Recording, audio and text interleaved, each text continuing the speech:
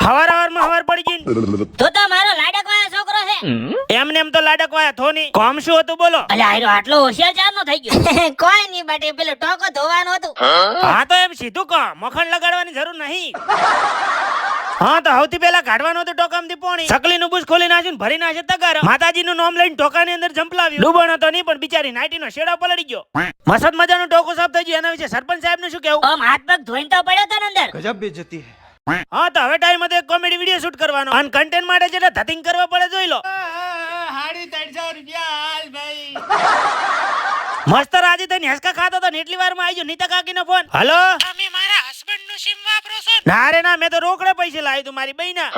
અરે તમે સમજતા નથી, મતલબ જીઓ ની કંપની નું, એટલે આ સિમ માં રિચાર્જ પૂરું થઈ ગયું છે, કરાવી દેજો. અને તમે કોણ બોલો? હું આ કંપની ની શેઠોણી. હા તો રિચાર્જ પટી ગયો, તમારા ઘરવાળાને કહો, મન શું લેવા કહો છો? અલ્યા હોપારા તારા કાર્ડમાં પચ્યું છે એમ કહું છું.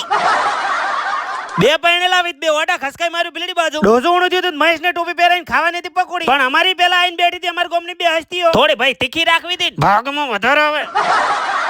પ્લાન અમારો સક્સેસ ને ભાઈ રોવા માંડ્યા ને નાકમાંથી નીકળી જાય શેડા. વાહ ભાઈ વાહ. અત્યારે તો તમે બે જણા શેરડીઓ ખાઈ ખાઈને ઢાઢું કરજો, પણ હવારમાં હારું હેડો તને લાઈક ને ફોલો કરી નાખો. મળે નવા વ્લોગમાં.